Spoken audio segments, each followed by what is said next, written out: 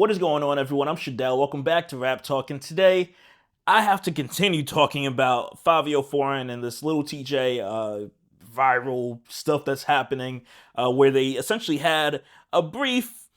It's not even an altercation. I'm gonna say this at this point. It's a misunderstanding and a bumping of egos, and it's really the egos on Fivio Foreign and little TJ side. And at this point, it's really that these guys are just thirsty for like the viral moment that they haven't had in the last few years. Like, I don't even know, since what, like 2022, 2023, like no one's really looking for a little TJ project. I believe he dropped one a few years back. It was all right. It didn't really, it may have been even more recent than what I'm thinking. I'll drop it down here. But little TJ, like I said in my last video, when Pop was killing it and little TJ was the feature, it was great. Outside of that, are we really looking for a little TJ project? Not really. And then again, when Pop Smoke died, we were like, shoot, we really like that sound. We really like the energy that Pop Smoke was bringing to New York.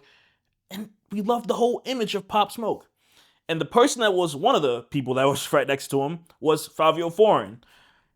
And a lot of us cling to Favi, Dusty Locane, there's some others I can't think of off the top of my head, but there's artists that essentially benefited off of Pop Smoke's unfortunate passing.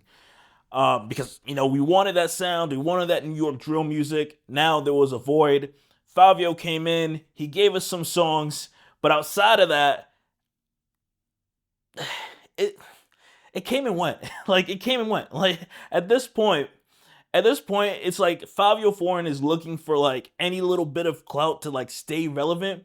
And the fact that like he did his little brief, whatever type of weird apology, and then it's hard to know if he's even like dissing Black Boy Max or just, I don't even understand. Take a look at this. Yeah, she like, boy, you better not cheat. I'm like, tell it's how it gotta be. That's why I gotta leave. I smoked the blunt and went viral for the week. I got a lot of money. Need a streamer and make them hot as me.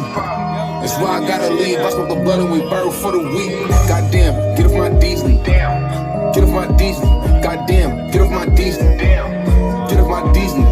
Damn, Disney. Damn, Disney. Damn, Disney. Damn, Disney. I'm not these rappers, I got real bands. In the crib, bustin' my tail, Lil Dance. I don't troll, I do it for the real fans. Play this song and turn it with my little man. And my real name Max. And I really got plaques, yeah. Double digits, no cap.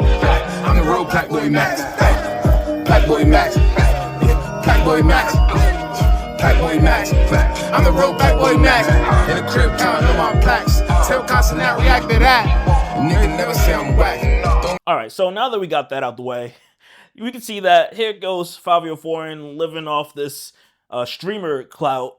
And I think the thing that little TJ and Fivio Foreign don't seem to understand when it comes to like the streamers of Aiden Ross, Kai, Black Boy Max, you know, they're all relatable.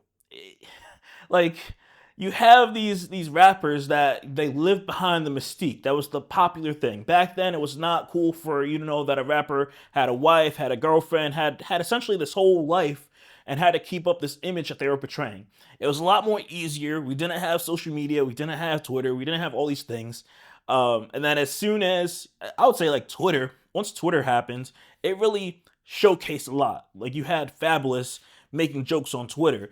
You had a lot more engagement where you could, you know, ping Nicki or ping Kanye. You can easily message these people and they could potentially see it and respond back to you. That's what like opened the floodgates, was Twitter, in my opinion, because that was just crazy. Oh shoot, these people are on it, you can message them and there's a chance they'll get back to you.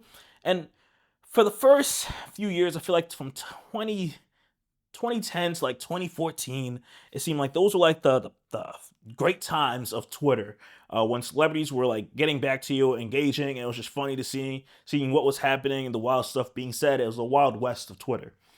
And essentially with that, as fans of these people, we've wanted more and more interaction and engagement, and to where it's like we want to know that, you know, hey, you're more on the relatable side. Like, you can sit here and be that cool rapper if you want to, But it has pretty much shown that like time and time again, if we can't relate to you, it's just like hi and bye. It doesn't matter.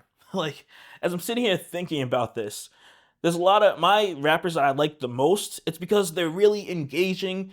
In some sense, they're relatable. Like it's not just the flaunting the money and all this. Like the thing that I think is wild, going on a tangent here, is Drake. Drake for me is so interesting because I'm a Drake fan, but you can't listening to some Drake songs, especially the last few albums, he's low key dissing you. Like it's similar to Lotto when Lotto's like Brokey. Like she's literally these women are sitting here making the songs, dancing to her, all that stuff, but she's in a sense dissing you, like calling you a brokey, saying the stuff that you do on the day to day is broke people stuff. Like that's kind of wild, and we're sitting here dancing to it, bopping to it, all that, making TikToks, all that stuff to it. And then here you have it, these streamers that spend an hour, 2 hours, 3 hours, whatever, within a few days in a week. Like you could probably catch Kai streaming 2, 3 times in a week and pop in and be able to donate and get a response with Kai just saying, yo, thanks for the sub and say your name, whatever, and get more interaction there.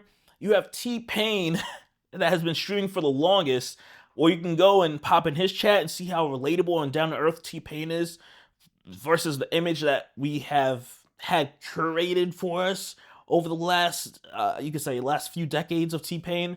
The last, maybe the last 10 years, I would say, T Pain has probably been one of my favorite artists to watch and support. Cause like, yeah, he broke down that wall, made himself more relatable and chill and cool, and be like, this guy seems like a great guy. Like, this is the thing that I don't see Fivio Ford and Little TJ like understand.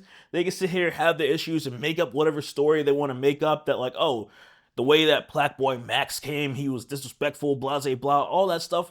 But at the end of the day, these rappers will always be corny because of the way that they're handling the situation instead of coming at it in a more respectable, like, I'm a brand, let me say, yo, we're cool, no issues. I would love to be on your stream. We can make it happen, do a song, collab, something where us as the fans watching the stream or future watchers of the stream would be like, yo, that was dope to see. They had a little issue on stream, they left, but they pieced it up. Now they're doing a whole, stream together, making a song with Black Boy Max.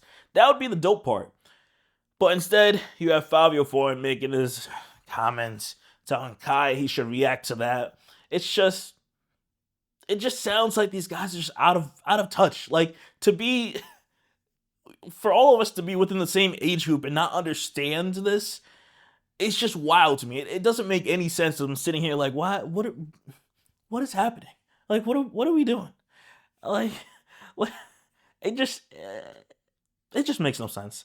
I just had to get my quick thoughts as I'm sitting here watching Fivio Foreign make these TikToks and these videos and these videos of Black Boy Max, and whether it's dissing him or doing some weird like underhanded comment type thing.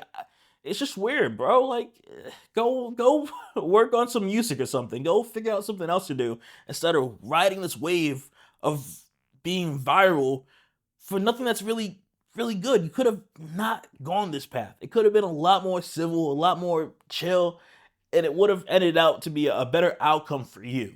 At the end of the day, Black Boy Max is set. Like, that guy, he's good. But you guys, it's kind of some damage control that needs to happen right now. So I'm curious to see what happens with this. Let me know your thoughts, as always, down below in the comment section. And I'll catch you guys in the next one. Peace.